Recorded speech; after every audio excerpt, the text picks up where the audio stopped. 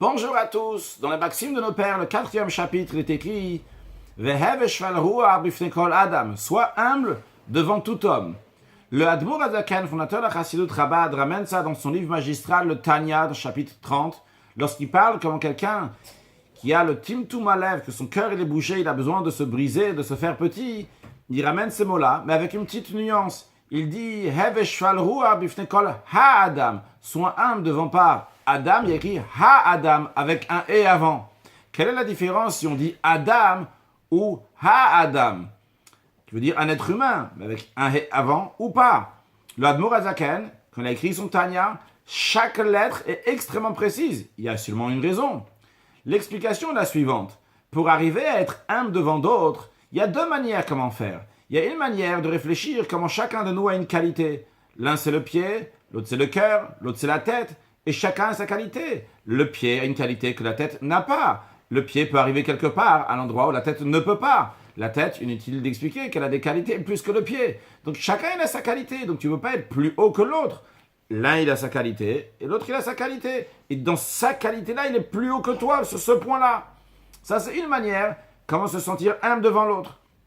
Une deuxième manière, c'est regarder comment on est bas, comment on est inférieur, comment on peut transgresser la volonté de Dieu, que ce soit dans des sujets positifs, que ce soit dans des sujets négatifs. Alors que l'autre, même c'est vrai, s'il transgresse, mais peut-être c'est parce qu'il a un mauvais penchant, qu'il est très très chaud, il a des circonstances aussi qui font qu'il va fauter. Mais moi, par rapport à ma qualité, par rapport à mon niveau, comment c'est possible que je faute? Je suis inférieur même à cette autre personne, ce qui fait que je vais me sentir humble devant l'autre.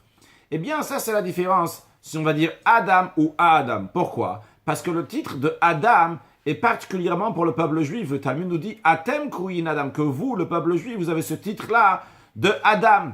Et cette particularité que on est comme une seule stature et que chacun se complète en tant qu'un seul corps, c'est le peuple juif.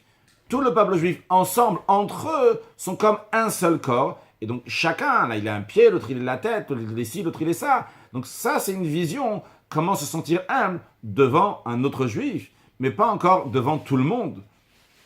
Par contre, lorsque quelqu'un se sent tellement inférieur parce que lui, il ne se comporte pas comme il faut, eh bien, il peut voir comment il est encore plus inférieur même qu'un non-juif. Et des fois, même encore plus bas, même qu'un animal, quand même l'animal ne transgresse pas la volonté de Dieu, comme on retrouve lorsque Daniel a été jeté dans la fosse aux lions. Les lions n'ont pas attaqué Daniel parce que ce n'était pas la volonté de Dieu. Alors que ce juif-là, il se dit, moi, je suis encore plus bas que ces animaux-là parce que je transgresse la volonté de Dieu.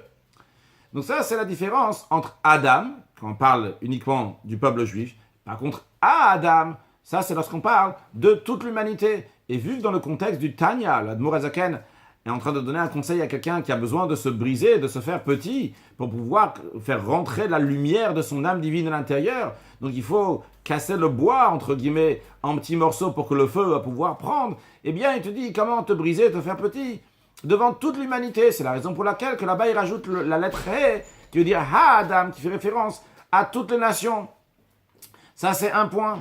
Encore un point qui est différent entre, si on dit Adam ou Adam, ou plutôt entre ces deux réflexions, c'est que la première réflexion amène la personne à se sentir humble, mais pas à... La personne ne va pas être triste, ne va pas être amère. Dire, j'ai des qualités vraies, l'autre me complète. Et donc, on doit se mettre ensemble. Mais je ne me sens pas petit, bas, inférieur, triste, amer. Par contre, lorsque quelqu'un il se voit qu'il est bas, inférieur, il risque d'être triste et amer, ce qui est logique. Et c'est la raison pour laquelle que la version en général dans la Mishnah, c'est quoi? C'est être humble devant Kol Adam. Pourquoi? Parce qu'il ne faut pas être triste, il ne faut pas être amer. Au contraire, il faut être joyeux. Alors comment on fait pour être humble? Tout simplement en s'unissant, réfléchissant que l'autre aussi, il a des qualités. Et vu que l'autre, il a des qualités, et on se complète l'un à l'autre, ne sois pas plus orgueilleux qu'un autre juif. Il n'y a pas de quoi être orgueilleux par rapport à lui. On est tous ensemble. Par cela, on fait Avat Israël, l'amour du prochain. Et par cela, on se prépare à la venue de Mashiach, dans laquelle on va tous s'aimer les uns les autres dans ce monde extraordinaire qui nous attend avec la venue de Mashiach. Now, excellente journée.